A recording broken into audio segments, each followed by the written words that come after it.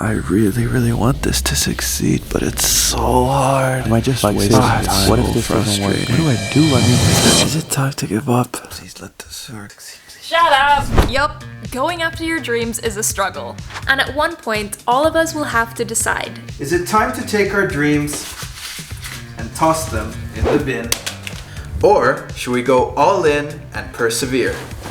Well, there's a curve that really helped us gain clarity on the right decision to take. And today, we want to share it with you. It all started when a friend told us about the dip.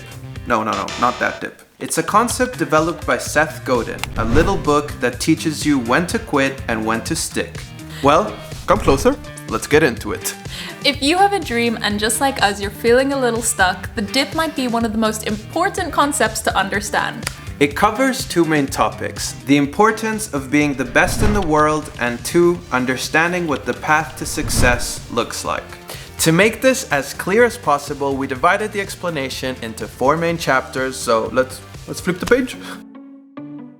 According to the book, to get extraordinary results and benefits in life, you have to play to become the best, because our culture rewards the number 1. If we travel to Dubai and we want to eat pizza, we're not going to search average pizza place in Dubai. We're looking for the best pizza place in town. The thing is, whether you're driven by money or not, you need resources to sustain yourself and your business. Seth Godin believes the most sustainable way to go about it is to become the top player in your field. This is what makes people more willing to invest their time and money in you.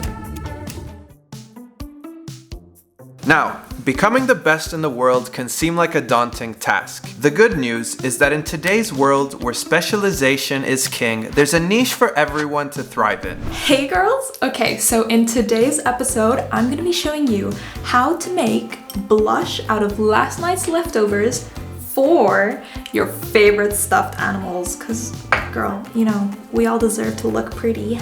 Well, maybe Rage has gone a little bit too niche. No, seriously, what you need to do is understand what your micro market is and aim to become the best within that world. Let's take our YouTube channel as an example. We don't want to become the best YouTube channel in the world. We don't have the time or money or skills, well, one of us doesn't have the skills, but anyways, to compete with people like Mr. Beast or PewDiePie. Interesting. I never said who didn't have the skills, you know, actually. So we niche down in the self-development space. But even then, we're not trying to be the number 1 self-help gurus on the platform. That's why we narrowed it down even further, striving to become the most fun personal growth channel that offers a couple's perspective. Cat! So once you understand the micro market that you want to become the best at, you need to understand what the path to success looks like. This is where the concept of the dip comes in. As you set out to accomplish your dreams, you'll inevitably go through the dip. At the beginning, when we started our channel, it was super fun. We were driven by the excitement of something new, we got plenty of feedback, and started seeing the initial progress. But now, we feel like we're entering the dip. The dip is the long period between starting and mastering. It's the hard part, where the initial excitement fades, where the views don't seem to increase by much, and where it's easier to get frustrated at each other. And let me tell you, we have some experience with that. The dip sucks. I can't tell you how many mornings I've woken up feeling like nothing is working or internally screaming. I mean, also externally screaming. Roll the clip. But the dip is necessary to filter out who's really committed and who is not. It's a test to see who has the passion, grit, and patience to persevere and make it to the top. So once you understand that the dip is the process we all have to go through to become great at something, it's time to assess if the path you're currently on is worth struggling for. Are you passionate about what you're doing? Do you really want to become one of the best at it? Are you able to allocate enough resources, meaning time, energy, and money to compete in your micro market? And can you still pay the bills as you pursue your dreams? If the answer is yes, then the book says you have to keep pushing through the dip. Push through the damn dip, got it. But remember, the dip doesn't mean just doing the same thing and waiting for your moment. The dip responds to the effort you put into it. The more tactics you try, the more dedication you show, the faster it is to get through the dip. That's why we put ourselves in cringy situations to shoot our shots with bigger creators, or why we spend our Sundays on Zoom calls getting to know our subscribers better. Because we genuinely care about this path and we want to give ourselves the best shot to make it through this damn dip. Okay, quick tangent, but this is important. So if you realize you're in the dip, the book also talks about getting rid of all the dead ends in your life. Those projects that suck time, energy, or money away from you pursuing your main thing. See, this is what we're doing a little differently. Keeping our social media agency work extends our current YouTube dip. But just because it takes away time doesn't mean we need to get rid of it. That's because it injects another important resource, money, into our YouTube channel.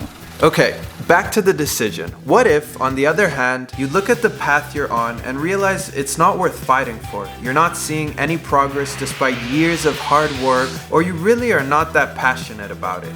Well, according to the book, it might be time to strategically quit so you can free up your resources and apply them to the dips that actually matter to you, the ones that have more potential. Here's an example. Right after university, I started a job at a hotel and I faced my first dip. I realized I wasn't passionate about what I was doing and I saw little opportunity to grow in my company. It was what the book calls a cul-de-sac, or a dead end. And yes, I strategically quit so that I could dedicate my time and energy to a dip that mattered to me.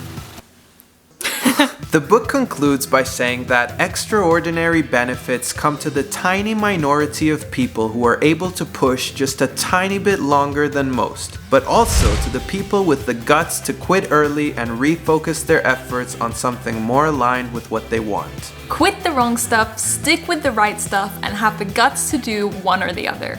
We choose to stick. We know we have a long way to go. And a lot to improve on still. Speak for yourself. No, it's very, very true. But what we're trying to say here, for those of you watching this early on in our journey, as we struggle through the dip, it really, really means a lot to us. And your comments encourage us to keep creating every week. So seriously, from the bottom of our heart, thank you.